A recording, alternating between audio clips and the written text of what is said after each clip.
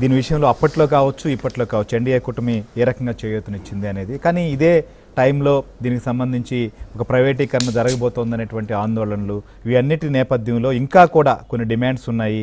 ఓన్గా మైన్స్ కూడా ఇవ్వాలి. వీటన్నిటి మీద కూడా మనం మాట్లాడదాం. ఎస్ కిరణ్ కుమార్ రెడ్డి గారు ఏం చెప్తారు? ఇవాళ కూటమి సర్కార్ డబుల్ ఇంజన్ సర్కారు ఏర్పాటు కాబోయే ముందే ఎలక్షన్ టైంలో ఏదైతే చెప్పారో దాన్ని ఇవాళ నెరవేర్చాము అనేది చాలా క్లియర్గా చెప్తున్నటువంటి మాట. సో దీంతో విశాఖ ఉక్కుకు సంబంధించి ఏర్పడ్డటువంటి సమస్య లేకపోతే ప్రైవేటీకరణ లాంటి ముప్పు లేదంటే చాలామంది మీలాంటి మీ కాంగ్రెస్ కావచ్చు మిగిలినటువంటి సంఘాలు కావచ్చు వీళ్ళందరూ ఆందోళన వ్యక్తం చేస్తున్న నేపథ్యంలో వీటన్నిటినీ కూడా ఇక మనం అధిగమించబోతోంది అనుకోవచ్చా? స్పష్టంగా దాదాపు 1400 రోజుల పాటు కార్మికులు చేసినటువంటి నిరసనకి ఈరోజు కేంద్ర ప్రభుత్వం స్పందించిన తీరుకి మొదటిగా కృతజ్ఞతలు. కాకపోతే ఇక్కడ స్పష్టంగా ఏంటంటే గతంలో బీజేపీ వాజ్పేయి ప్రభుత్వంలో కూడా ఇదే విధంగా ప్యాకేజ్ ప్రకటించారు, కానీ స్టిల్ ఈ రోజుకి కూడా ఆ ప్లాంట్ ఇబ్బందుల్లో ఉంది.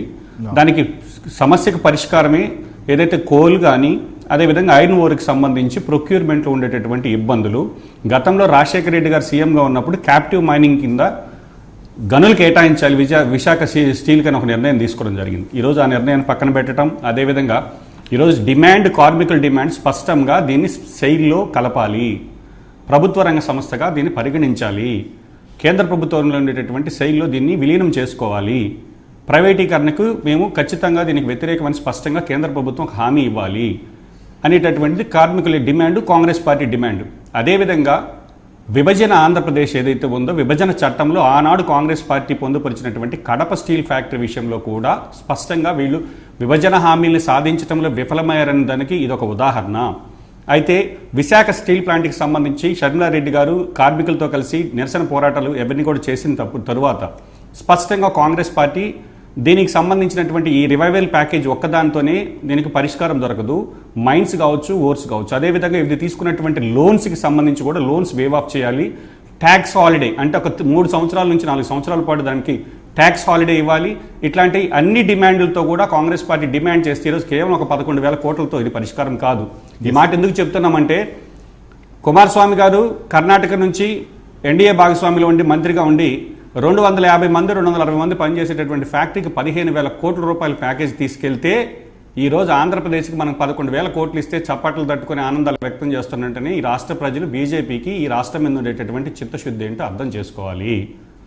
ఈరోజు వైజాగ్ స్టీల్కి సంబంధించి వైజాగ్ స్టీల్ ఒక్కదానికే నిధులు ఇచ్చుంటే సంతోషం, కానీ మనకన్నా చిన్న ఫ్యాక్టరీ అయినటువంటి కర్ణాటక స్టీల్కి స్టీల్ మంత్రిగా ఉండి కుమారస్వామి గారు 15,000 కోట్లు తీసుకెళ్తే వైజాగ్ స్టీల్కి 11,000 కోట్లు సరిపోవు. స్పష్టంగా దీనికి సంబంధించి 20,000 కోట్లు లేదే ఈరోజు ఆ ప్రాజెక్టు మళ్ళీ మనం అనుకున్నటువంటి ఏదైతే మామూలుగా ప్రొడక్షన్ కెపాసిటీని పెంచుకునేటటువంటి పరిస్థితి లేదు. 7 మిలియన్ టన్స్ కెపాసిటీకి రావాలంటేనే దానికి సంబంధించినటువంటి డిమాండ్స్ అన్ని కూడా పరిష్కరించాలి. మొట్టమొదటిగా సెయిల్లో కలపాలి. సెయిల్లో కలిపితేనే ఈ రోజు కార్మికులకి మనం భరోసా ఇచ్చిన అవుతానేటటువంటిది కాంగ్రెస్ పార్టీ స్పష్టంగా డిమాండ్. దాని మీద కూడా మనం మాట్లాడదాం సార్. ఎందుకంటే మీరు అన్నట్లుగా కార్మికుల వైపు నుంచి కావచ్చు లేదా ఇంకా చేయూతను కావాలనేది మీరు చేస్తున్నది. అయితే ప్రస్తుతం ఒక ఉపశమనం ముఖ్యంగా చెప్పాలంటే వాళ్ళు జీతాలకు సంబంధించి కావచ్చు లేకపోతే అక్కడ మొత్తం ఏమైపోతుందో అనేటువంటి ఒక ఆందోళన నెలకొన్నటువంటి నేపథ్యంలో ముందైతే మాత్రం ఫ్యాక్టరీకి సంబంధించినటువంటి కార్యకలాపాలు నిర్వహించుకునేందుకు దీన్ని అధిగమించేందుకు దోహదపడుతుంది అనేది మిగిలినటువంటి మీరు డిమాండ్ చేస్తున్నట్లుగా సెయిల్లో కలపాలనేది అది ఖచ్చితంగా డిమాండ్ ఉంటూనే ఉంటుంది. సో దానికి సంబంధించిన అంశంలో కూడా కుమారస్వామి గారు కూడా ఇంతకు ముందు మాట్లాడారు. సో అయితే పల్లా శ్రీనివాస్ గారు నమస్కారం, మనతో పాటు జాయిన్ అయ్యారు.